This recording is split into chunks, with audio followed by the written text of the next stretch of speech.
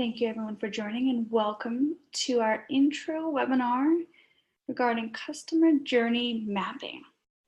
So in the age of customers, there is nothing more important for your business than ensuring that each lead in contact goes through a consistently superior customer experience.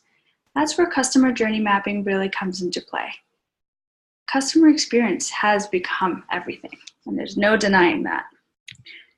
My name is Madison Potter. I'm the client and marketing specialist over here at GreenRope. If you have any questions or anything, please reach out to me directly over at madison@greenrope.com, or any of our support team are happy to help.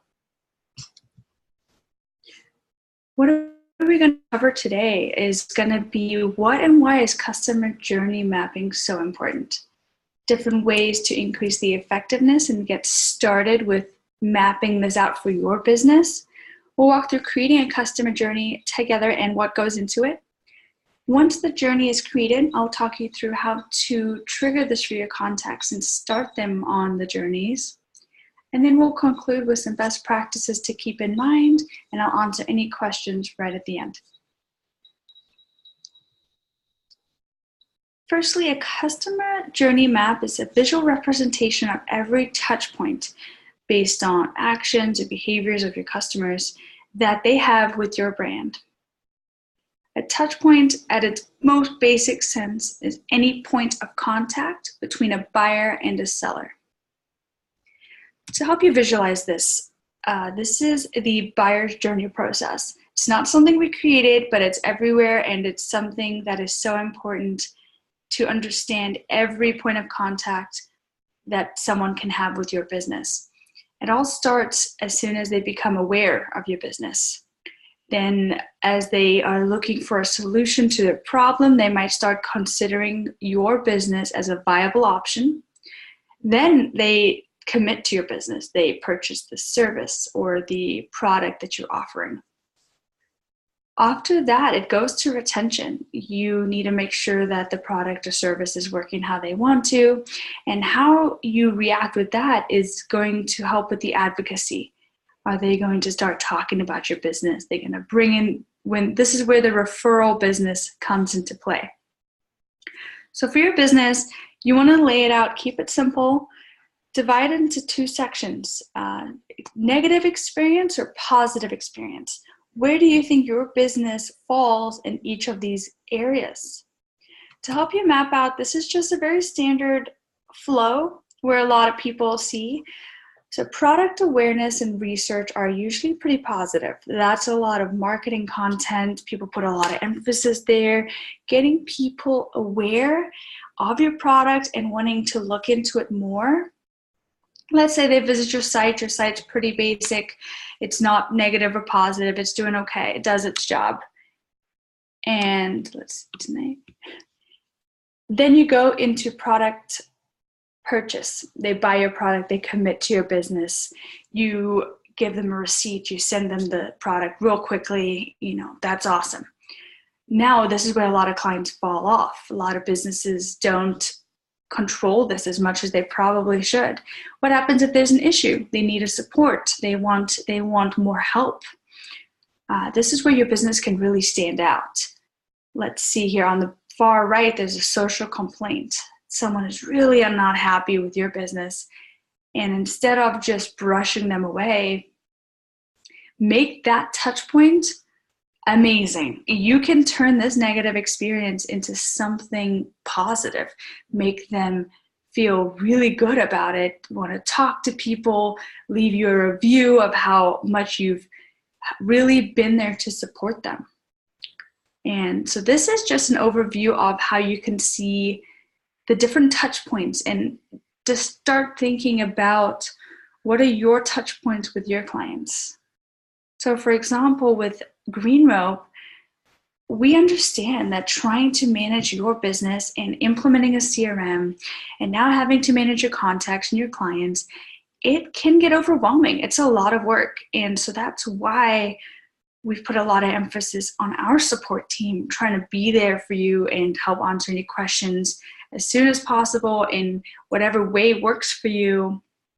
And so start thinking about that in your business. How can you help your clients make sure that they're feeling heard and that you're there for them at every touch point. Bringing it back to the customer journey, now that you understand the big picture, most customer relationships are way more complex than you think they are. If every customer was the same, life would be simple and boring, but it's not. You can't have cookie cutter clients. You want advocates that are specific for your company. And thanks to the internet, there are many opportunities for engagement, more than ever before. And you need to make sure that every touch point is consistent, it is engaging with the right clientele, and you're putting your best foot forward to create that streamline. You do this by really understanding the path that your leads and customers go on from the time they come in contact with your brand until they convert and purchase, and even beyond that. You want to personalize and streamline your efforts for better brand consistency overall. Next, we're going to go into 4 proven ways to increase the effectiveness and actually get started. And these include just getting the right perspective on who you're talking to, what is this journey for, and how you should start thinking about it. Will help identify the holes in your current business processes and see where your business might fall flat or are missing a couple pieces here and there. And this just helps bridge the gap between your organization, helps open that communication between your sales and your marketing, as well as your operational team. And then personalizing each customer and lead on their own specific journey to help increase their experience with your business. Firstly, it's all about perspective. You want to visualize your customer's experience through your customer's eyes. So building the customer journey maps helps you see exactly what your customer goes through and what they experience at every touch point with your company. You can ask yourself, are you so targeted in your buyer persona that each lead experiences the same path? That's great. Otherwise, are they very different based on who they are or what are they looking for from your business? You might want to think about different journeys that are going to target those specific people or help segment them. By mapping this out, you're going to identify the holes in your current processes and fill them in with effective touch points to make sure that no one slips through the cracks and you are continuously pulling people down the sales funnel. And it helps you to see where your business is falling short. Where do the silos exist? How are you supposed to have a streamlined, consistent brand message with your customers if your internal infrastructure is fragmented? Your marketing and sales team are not talking. Your operation team just sits in the background. This is something that it takes an entire team to really take care of your clients, because at the end of the day, if you don't have clients, you don't really have a business. And you need to make sure that your clients understand and feel heard and want to keep bringing more business for you. So at the end of the day, the customers want a seamless experience with your company. They want to make sure that they're in good hands, and by having all these interaction points the same, you're going to give them that feeling. So for example, a few interactions that might be missing are your lead nurturing emails. Leads might not be ready for your service or business at this point, but you know it's something that might be of interest to them. What are you doing to continuously stay top of mind? And as soon as they take an action, you sell them the product or the service that they're ready for at that time. Are you adding or removing them from specific groups and segmenting your contacts effectively? Instead of just putting everybody in one group, maybe have each group for every product line or service that you offer and really start managing that process a bit better. And then once someone takes something of value, they take a commitment, they click a link, they read an email, what are you doing? Are you triggering the right workflow to follow up with them? Is your sales team following up with them for a demo? Is your marketing following up for a contributed blog post? When you see a workflow, you need to think of any automation that you want to happen to that lead or that client to help them push down the sales funnel. And again, this just opens up that communication. It bridges the gap between your sales and marketing team, as well as bring the operational team into the equation. Because a siloed organization is limited in its ability to provide that seamless and consistent customer experiences. If your internal process is fragmented, your customer experience is going to be fragmented as well. And with today's technology, there's no reason why sales and marketing should not effectively work together to drive people down the funnel. Think of customer journeys as a flowchart of different steps that the lead and client go through with your business. This involves the marketing, the team, the sales team, customer service, operation. No department is left behind. So for example, let's say someone asks a support or sales question on social media. You know your marketing team is going to be the first person in contact with that lead. And even though they might not be able to give them a demo right away, they must respond with a timely and appropriate response. Let's say they say, hey, thank you for your information. We will get back to you as soon as possible. Or answer that question directly through direct message or even publicly. It's important to showcase your commitment to your customers. And lastly, you want to personalize that experience. And not every customer goes down the same path, which is why it's so important to be able to personalize each journey. Luckily, companies like you have companies like us and technology that helps you accomplish this. The steps the customer takes needs to be different based on their actions or needs and wants. So keep this in mind. So for example, if you have a number of different services, think about the path or the content or the touch points you need to help engage and convert that lead. Or if they're interested in just one service, it won't be great to send them down a path of irrelevant information. No, get them the information they want and they came for, and then you can upsell them later. And that's what you need to keep in mind when you're creating these maps and creating your customer journeys. If you're not a GreenRope user or just want to use a free platform to build out these touch points externally, share them with the team, have a mind map of what you want to happen without any of the automation, we created a tool called journeyflow.com just for this purpose. So definitely check that out. It's a free platform for anybody, non-GreenRope users. All you need is a premium LinkedIn account, and you can log in and play around with the feature and drag and drop the path and visually see what you need to happen. Otherwise, we will go into the system and I'll show you around in here. Inside GreenRope, you'll find the journeys feature within the automation dropdown. And quick note, the journeys are not group specific. Journeys are meant as this high-level overview of what you want to happen, and that's why they're not tied down to any group.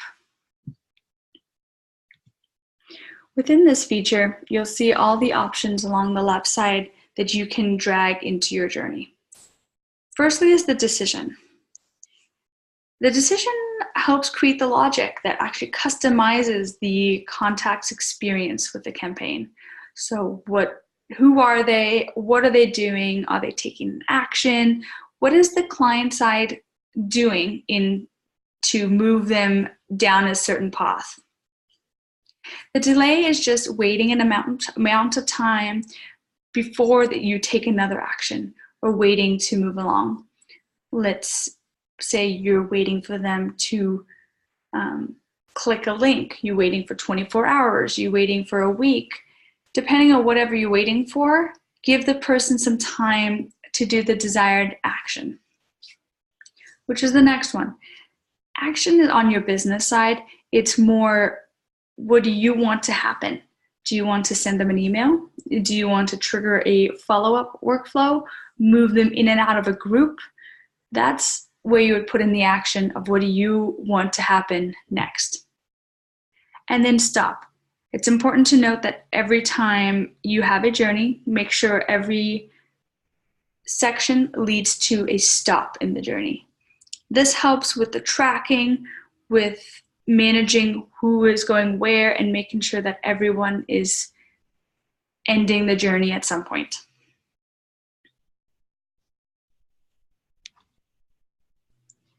Along the top right, you'll see our actions bar. If you hover over the actions, you'll see the different options: load, save, start a new journey, or even delete the journey you're working on. Let's say you build out a new journey and you want to keep the original one, but make a couple changes and save it as a different file. There is an option for that. So within the saving of the journey, you would just make sure to save as a new file, and it'll create a duplicate journey with the minor adjustments that you've made since that.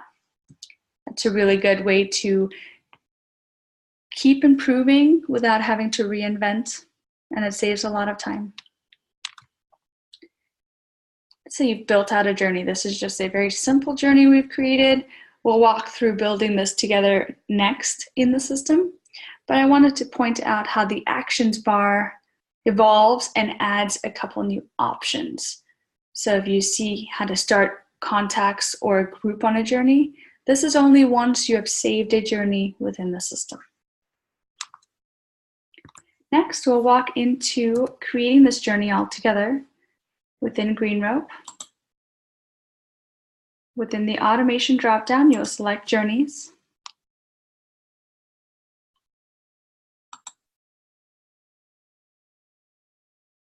Then hover over the Actions tab, and you can either load a journey that you've saved in here, or you will create a new journey. This is kind of what I showed you on the presentation slide, but basically anybody that you start the journey, you would want to set up an action for what do you want to do with that person. You can either filter them using the decision, or you can set up an action and say send an email, activate a workflow, which is any automation, or add or remove them from a specific group. So let's say you send them a welcome email.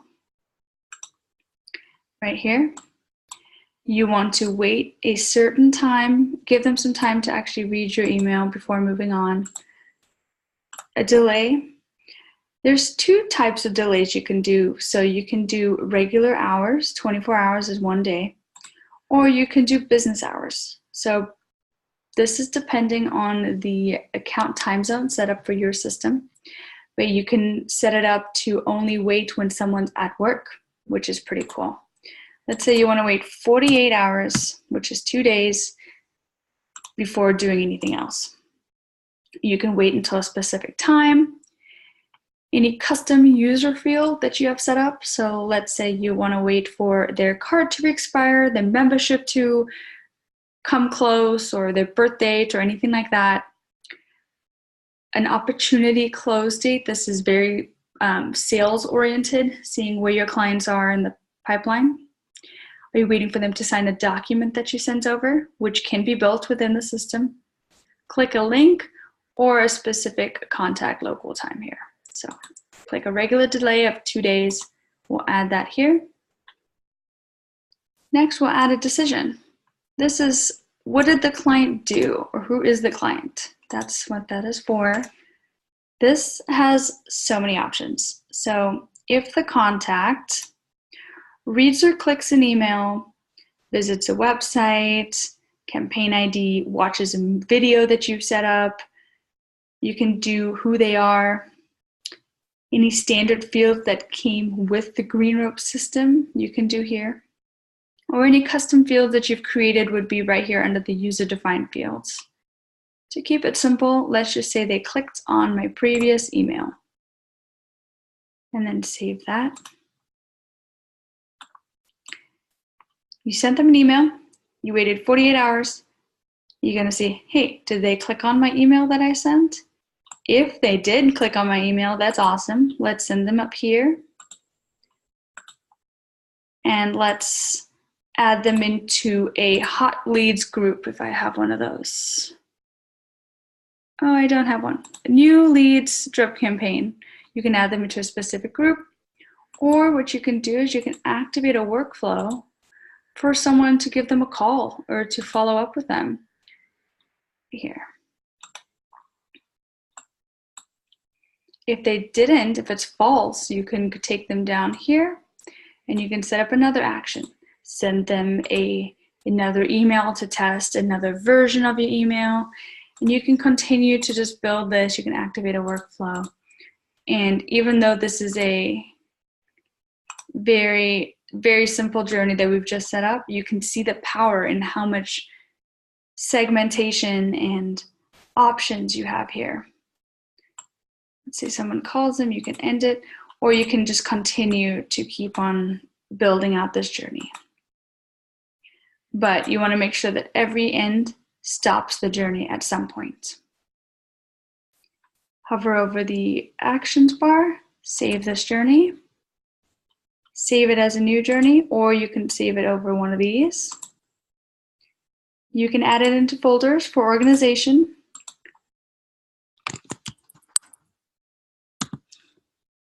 And then you can export it if you wanted to share it externally.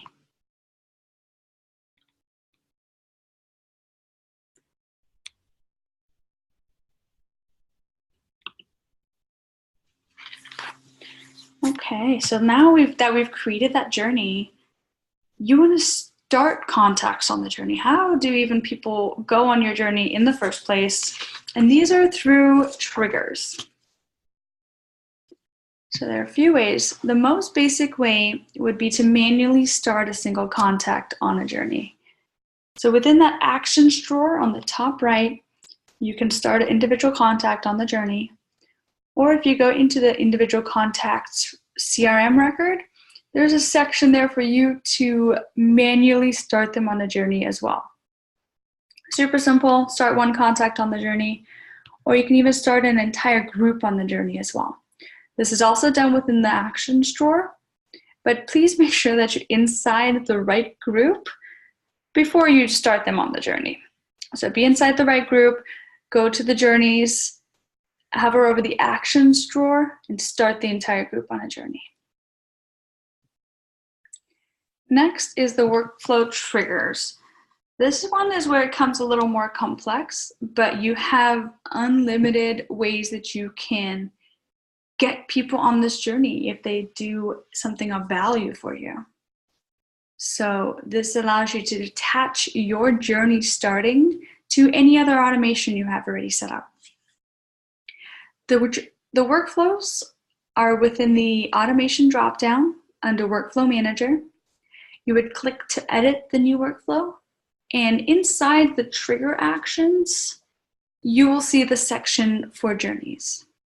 So you can either start contacts on a journey, you can pause that journey, or you can stop them all together on a specific journey. This is pretty interesting. For example, they get to a certain point, you want to pause the journey until they've followed up, or you've called them, or they signed a document or anything. Then you can start the journey again and start it from where they left off instead of repeating the whole thing. Next would be drip campaigns. So you would first want to set up the journeys within the workflow.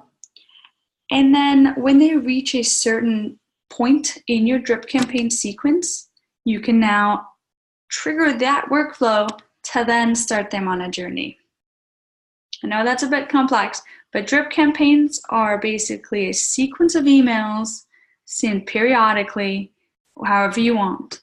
So let's see if the client or lead gets 4 or 5 emails that you have sent them. You now want to add them into a group or send them on a journey. That's how you would do that. There's one more option that is not on here at the moment, but you can start a journey on a sign-up form as well. So they fill out a sign-up form to request more information. Within the sign-up forms options tab, there's a section for you to start them on a journey as well. This helps with segmentation, with lead follow-up, and sending them the right content to continue engaging with your business. And that's that. So for the best practices, please always remember to have a beginning, a middle, and an end. Think about where your contacts are coming from when they're embarking on this journey and where you want them to end up. Always remember to have an ending to the journeys so you can really manage and understand the flow and the process that the client and the leads are going through.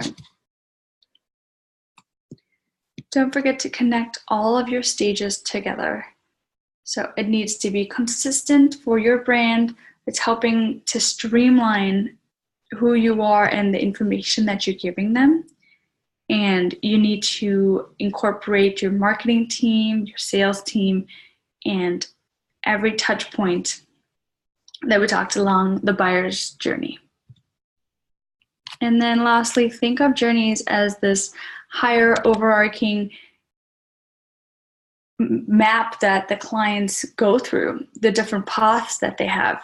And that's why journeys are not group specific. They're not tied down to a specific group. You want to really think about how are you going to trigger contacts to start on the journey.